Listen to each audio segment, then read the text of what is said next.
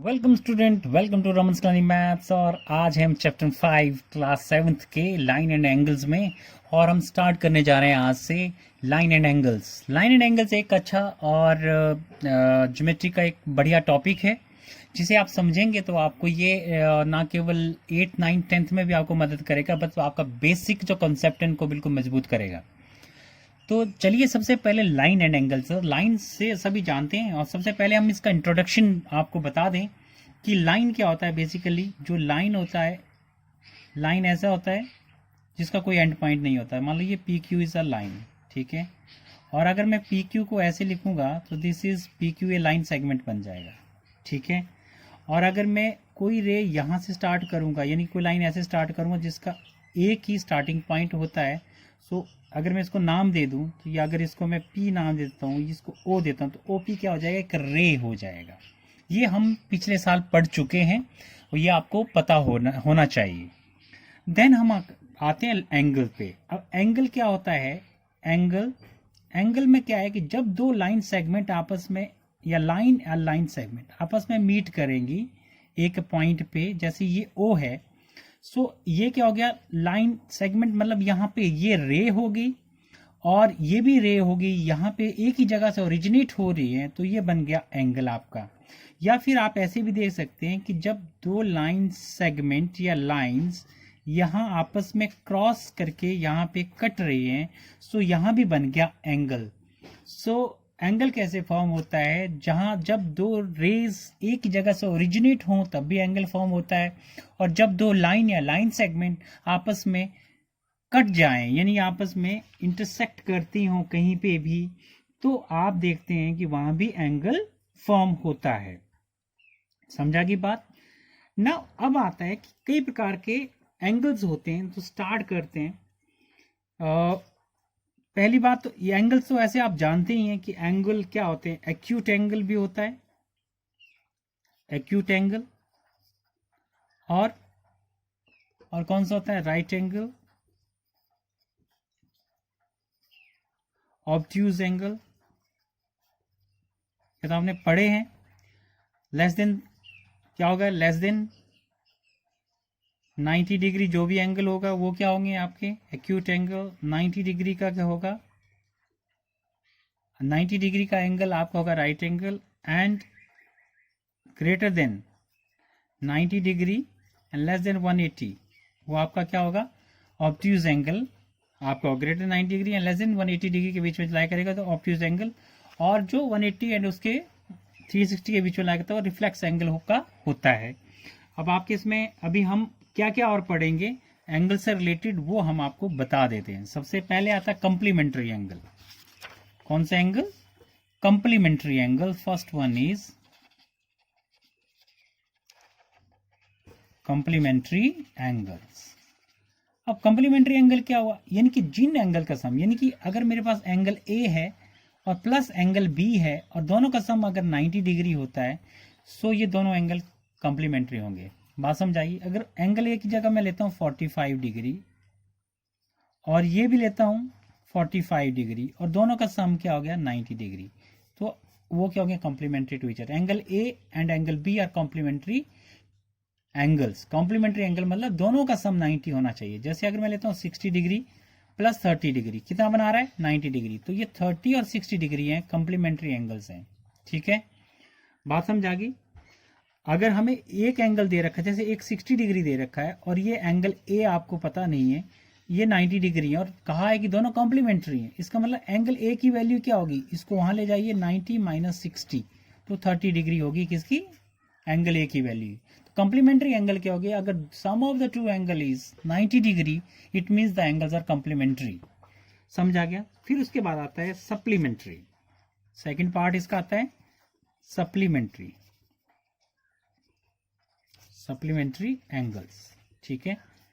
अब सेम क्या हो जाएगा, अगर angle A plus angle B का सम जो है वो 180 डिग्री हो जाता है, सो वो एंगल क्या हो जाएंगे, supplementary. These angle are supplementary angles। अब हम ये देखते हैं कि अगर हमें कोई भी एंगल 60, यानी कि एंगल 60 हमें दिया है, तो इसका जो सप्लीमेंट है वो क्या होगा, सप्लीमेंट मतलब क्या डालने से ये 180 बन जाए। तो अगर हम इसमें से 120 डिग्री डाल दें तो क्या बन जाएगा 180 डिग्री। तो इसका सप्लीमेंट क्या हो गया 120 डिग्री। यानी कि दो एंगल का सम अगर ऐड करने के बाद 180 आ जाए तो वो दोनों एंगल क्या होंगे, सप्लीमेंट्री एंगल होंगे। क्लियर हो गया आपको। देन फिर आपके पास आ जाता है एडजेसेंट एंगल। अब एडजेसेंट एंगल क्या होता है, एडजेसेंट एंगल में क्या होता है, एडजेसेंट एंगल, अब मैंने दो एंगल ऐसे मैं ले लिया आपको, एक एंगल ऐसे, ये मैंने एक एंगल बनाया एंड मैंने ये यहाँ पे इसको एक एंगल, एक रे और बना दी, और एंगल 1 और ये क्या एंगल 2, ठीक है। अब इसमें क्या क्या है एडजेसेंट एंगल में कि adjacent angles have a common vertex and a common arm but no common interior point. क्या बोला कि जो एडजेसेंट एंगल होगा उसमें एक कॉमन आर्म तो होगी। जैसे अगर मैं इसको बोल दूं ये O है, ये P है, ये Q है और ये R है, तो OP, अब एंगल 1 में आर्म कौन कौन सी है, OP, और एंगल 1 में कौन कौन सी आर्म है, OP एंड OQ, और एंगल 2 में कौन कौन सी आर्म है, OQ एंड OR। तो OQ क्या होगी, इसमें कॉमन होगी दोनों में। तो adjacent angle have common vertex. अब O यहां भी है, यहां से ओरिजिनेट हुआ तो कॉमन वर्टेक्स ये हुआ, यहां भी है और यहां भी है, common vertex in common arm but no common interior point. तो इनके इंटीरियर मतलब यहाँ कभी भी इंटीरियर पॉइंट इसमें कॉमन नहीं होगा। अगर मान लो यहाँ पे S लाई करेगा तो यहाँ पे T लाई करेगा तो ये कॉमन नहीं होगा, क्योंकि इस एंगल की जो एरिया है वो ये है, ये यहाँ पे लाई नहीं करेगा। सो इसमें कोई भी कॉमन इंटीरियर पॉइंट नहीं होगा एडजेसेंट एंगल में। सो एंगल 1 और एंगल 2 इसमें क्या है, एडजेसेंट एंगल है। कॉमन आर्म होगी, कॉमन वर्टेक्स होगा और कोई कॉमन इंटीरियर पॉइंट उसमें नहीं होगा। Clear. Then move on the next one, that is a linear pair. So linear pair आ जाता है, a linear pair is a pair of adjacent angle whose non-common sides are opposite rays. इसका मतलब ये है कि जैसे देखिए मैं आपको बना देता हूँ, ये बन गया, आप यहाँ पे एक रे यहाँ पे ड्रॉ कर देते हैं। अभी जो पेयर ऑफ लीनियर पेयर जो है वो that is also the pair of adjacent angle. तो अभी हमने एडजेसेंट एंगल पढ़े थे, ये हम ऐसे ले लेते हैं, ये मान लो एंगल 1 है और ये एंगल 2 है, ठीक है। अब देखिए नॉन कॉमन साइड, ये जो यहाँ पे अगर O लेता हूँ, इसको मैं P लेता हूँ, इसको मैं Q लेता हूँ, इसको मैं R लेता हूँ, ठीक है। अब OP क्या हो गया, कॉमन साइड होगी, और OQ and OR are the क्या होगी, non common side, non common side, और ये अपोजिट है, यानी OR और OP देखो बिल्कुल अपोजिट है। समझा की बात। A linear pair is a pair of adjacent angle whose common sides are opposite rays. और उसकी जब भी लीनियर पेयर होगा उसकी जो अपोजिट साइड होंगी वो क्या होंगी, जो नॉन कॉमन साइड होगी, not opposite side, non common side जो होगी वो अपोजिट रे होंगी। यानी कि एक अगर ईस्ट में जा रही है तो दूसरी वेस्ट में जाएगी। समझा की बात। और जो लीनियर पेयर होता है, लीनियर पेयर जो होगा वो हमेशा supplementary, linear pairs are always supplementary, supplementary होंगे, सप्लीमेंट्री होंगे आपके लीनियर पेयर। ये आपको याद रखना है। यानी कि जब भी एंगल 1 और एंगल 2 का सम जो है वो 180 होगा। क्लियर हो गया आपको। ओके, सो लीनियर पेयर और सप्लीमेंट्री में आपने समझ जाना है कि क्या पहले बोला है, लीनियर पेयर सप्लीमेंट्री होते हैं। क्लियर आगे बात। देन आपके पास आता है नेक्स्ट एंगल, कौन सा आता है, vertically opposite angle. Vertically opposite angles. और वर्टिकली अपोजिट एंगल का मतलब ये है कि जब दो लाइन आपस में इंटरसेक्ट करेंगी, ठीक है, जब दो लाइन आपस में इंटरसेक्ट करेंगी तो वो एंगल बनाएंगी। जैसे एंगल 1 है, ये एंगल 2 है, ये एंगल 3 है और ये एंगल 4 है, ठीक है। So angle 1 and angle 3 are vertically opposite angle. ठीक है, ऑपोजिट एंगल हो जाएंगे. और angle 2 and angle 4 are also vertically opposite angle. ठीक है, और हमेशा जब वर्टिकली अपोजिट होंगे तो एंगल 1 जो है वो हमेशा एंगल 3 के इक्वल होगा और एंगल 2 जो है वो एंगल 4 के इक्वल होगा. जब भी लाइन कटेंगी तो वर्टिकली अपोजिट एंगल हमेशा क्या होते हैं, इक्वल होते हैं. क्लियर? मेरे ख्याल से इसमें कोई डाउट आपको नहीं रहा होगा. ओके, देन हम proceed on exercise 5.1. Now exercise 5.1 में हम देखते हैं फर्स्ट क्वेश्चन. बहुत सिंपल एक्सरसाइज है. अगर आपने कॉन्सेप्ट समझ के होंगे जो मैंने अभी अभी कराया आपको इंट्रोडक्शन में, तो ये भी आप आराम से कर लेंगे. क्वेश्चन नंबर 1 में first part, find the complement of each of the following. देखिए एंगल आपको दे रखा है 20. कितना दे रखा है? 20 डिग्री. ये 20 डिग्री आपको दे रखा है. इसका कॉम्प्लीमेंट आपको लिखना है. Complement means complementary. क्या ऐड किया जाए 20 में कि वो जो है 90 बन जाए? तो इसका मतलब इसका कॉम्प्लीमेंट क्या हो जाएगा? That is 70 degree. तो इसका कॉम्प्लीमेंट कितना होगा? 70 डिग्री. सिमिलरली 63, नेक्स्ट आपको दे रखा है 63. 63 डिग्री में क्या ऐड किया जाए कि वो जो है 90 बन जाए? तो कितना हो जाएगा? 27 डिग्री आएगा. क्लियर? समझा की बात? तो ये इसका कॉम्प्लीमेंट है. सिमिलरली इसका थर्ड पार्ट है, उसमें भी ऐसे ही है कि 57 आपको दे रखा है. 57 डिग्री में क्या ऐड किया जाए कि वो, ये इसके आंसर हो जाएंगे कॉम्प्लीमेंट. मैंने इसमें कॉम्प्लीमेंट लिखा नहीं है बट आपने इसको लिख लेना है. 57 है, 57 में क्या ऐड किया जाए? आप देखिए 57 है 360, 33 डिग्री. 33 डिग्री इसका आंसर हो गया, कॉम्प्लीमेंट हो गया इसका ये. सो बहुत आसान है. सो क्वेश्चन नंबर 2 आता है. अब नेक्स्ट सेम है. अब सप्लीमेंट बताना है. Find the supplement each of the flowing.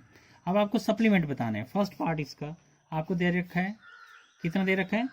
105. 105 दे रखा है. 105 में क्या ऐड करें हम कि 180 बन जाए? तो 75 डिग्री. ये इसका आंसर हो जाएगा. सप्लीमेंट बताना है. सेकंड 87 है. ठीक है, तो 87 डिग्री आपको दे रखा है. 87 डिग्री. 87 डिग्री में क्या ऐड किया जाए कि 180 बन जाए? ठीक है, तो कितना ऐड करेंगे हम? देख लीजिए. सो 93 डिग्री. ठीक है, देन थर्ड इसमें आता है 1, ऐसे आपको दे रखा है, दैट इज 154 डिग्री. और 154 में क्या ऐड किया जाए? 6, कितना हो जाएगा?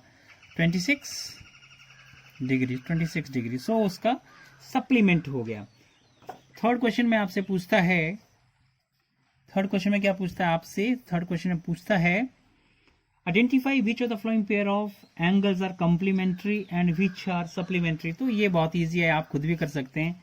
आप लिखिए 65 डिग्री एंड 115 डिग्री.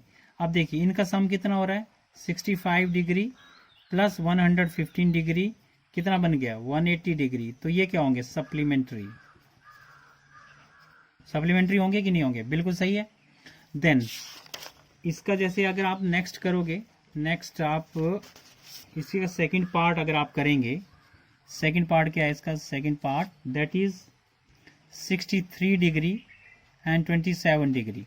तो 63 डिग्री प्लस 27 डिग्री कितना हो जाएगा? 90 डिग्री. तो 90 डिग्री में क्या होता है? कॉम्प्लीमेंट्री. कॉम्प्लीमेंट्री एंगल हो गई.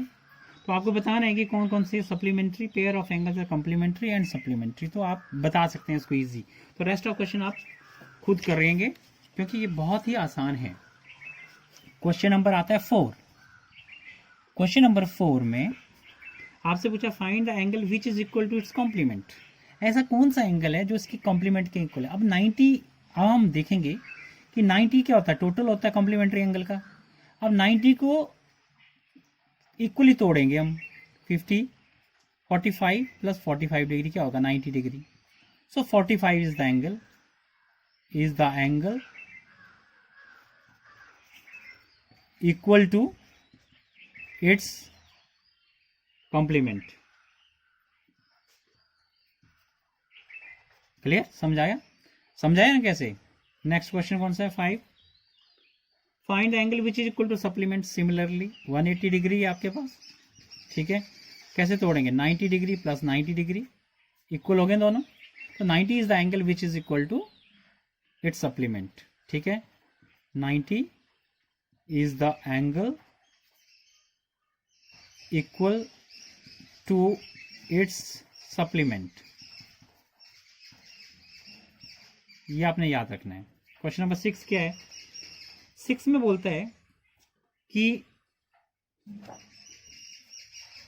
सो the question is in a given figure में आपके सामने बनाया, angle 1 and angle 2 are supplementary angle. ये दोनों क्या है? सप्लीमेंट्री हैं। इफ एंगल 1 डिक्रीज, अगर एंगल 1 डिक्रीज हो जाता है, then what should be take place in angle 2 so that both angle still remain supplementary। कहता है कि अगर ये जो है डिक्रीज हो जाता है, यानी कि अब देखिए, अब ये मान लो डिक्रीज का मतलब है ये P है, तो मैं इसको थोड़ा डिक्रीज कर देता हूँ, मान लो इधर आ जाता है ये मैं ऐसे कर लेता हूँ उसको, ठीक है। ये P डैश हो गया, यानी कि ये एंगल ये उठ के यहाँ आ गया, तो ये क्या हो गया? बढ़ गया। 2 तो बढ़ेगा पक्का। So if angle 1 decreases then angle 2 increases, ठीक है। इंक्रीजेस हो जाएगा, जितना डिक्रीज होगा देन एंगल 2 इंक्रीज होगा, इंक्रीजेस हो गया। एंड स्टिल क्या होगा? जितना इंक्रीज होगा तो फिर and angle 1 and angle 2 remains supplementary. भाई जितना वो डिक्रीज किया उतना ये इंक्रीज किया, तो दोनों फिर भी क्या रहेंगे? सप्लीमेंट्री ही रहेंगे। Move on, question number 7। Now question number 7 में क्या है? क्वेश्चन नंबर 7 में क्या है देखते हैं। 7 में can 2 angles be supplementary both of them are acute. अब एक्यूट एंगल, अब दोनों एक्यूट हैं, क्या सप्लीमेंट्री हो सकते हैं? कैसे हो सकते हैं बताइए? एक्यूट के 90 से नीचे, और 90 से नीचे सबसे बड़ा एंगल ले लेते हैं। चलिए क्या हो गया? अगर हम 89 प्लस 89 कर लेते हैं, ठीक है, तो कितना होगा? 178। हमें कितना चाहिए?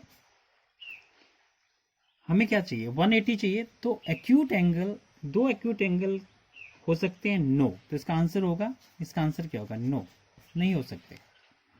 सेकंड जिसमें पूछा है, सेकंड पार्ट इसका पूछा है ऑब्ट्यूज। ऑब्ट्यूज एंगल हो सकते हैं, ठीक है। 2 ऑब्ट्यूज एंगल। अब ऑब्ट्यूज एंगल ग्रेटर देन क्या होगा? 90। अब 91 सबसे छोटा ऑब्ट्यूज ले लेते हैं, प्लस 91 कितना हो गया? 2 182। हमें कितना चाहिए था? 180। सो ये भी क्या होगा? नो। क्लियर?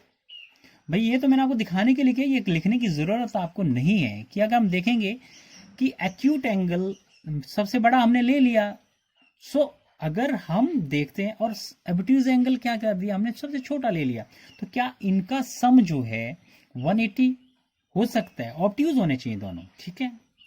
तो नहीं है, नहीं हो सकता है। देन पूछता है राइट एंगल, थर्ड में।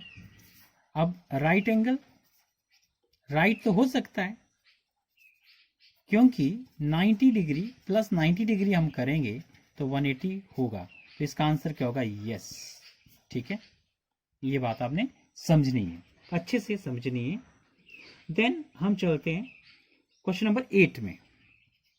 क्वेश्चन नंबर 8 में कहता है कि an angle is greater than 45 degree, it's is an angle. कोई एंगल है, an angle greater than 45 degree है, ठीक है। देन कहता है is it's complementary angle greater than 45 degree और इक्वल टू 45 डिग्री और लेस देन 45 डिग्री। देखिए इसका आंसर होगा, आंसर जो इसका लेस देन 45 होगा, लेस देन 45 डिग्री। अब मैं बताता हूं कैसे। बिकॉज अगर आप कोई भी एंगल जो है, अगर आप ग्रेटर देन 45 क्या 46 ले लेते हैं, 46 डिग्री है। सो 46 डिग्री अगर आप लेंगे तो उसमें क्या ऐड करेंगे कि वो 90 बन जाए। अब देखिए बन रहा है, ये 90 बन गया ना, तो लेस देन हुआ ना। अगर अगर आप ग्रेटर देन 45 कोई भी एंगल लेंगे सो उसका कंप्लीमेंट लेस देन 45 ही आएगा। कोई, क्योंकि अब 45 से ज़्यादा क्या 46, एक ही ज़्यादा लिया है तो 44 आया, तो ये लेस होगा इससे, तो हमेशा इसका आंसर आएगा less than 45। Clear? Then move on question number 9। So question number 9, चलिए क्वेश्चन नंबर 9 ऐसा है कि नेक्स्ट वाले वीडियो में करेंगे, बिकॉज इसके 14 क्वेश्चन हैं तो सारे तो होंगे नहीं। सो हम जो 9th क्वेश्चन है 9 से 14 आपका नेक्स्ट वीडियो में करेंगे। और आज का वीडियो आपको कैसा लगा ये आप बताइए। आप अगर आप बताएंगे कि आपको अच्छा लग रहा है, समझ आ रहा है, तो और कोई डिफिकल्टी आ रही है तो उसको और इम्प्रूव हम करेंगे। अगर आप बताएंगे नहीं तो फिर हमें पता नहीं लगेगा। कमेंट में पक्का लिखिए। और मुझे उम्मीद है कि ये वीडियो आपको पसंद आएगा। अगर पसंद आए तो आपको शेयर करिए, सब्सक्राइब करिए और लाइक करिए, और घर में रहिए, सुरक्षित रहिए। Bye bye, keep smiling.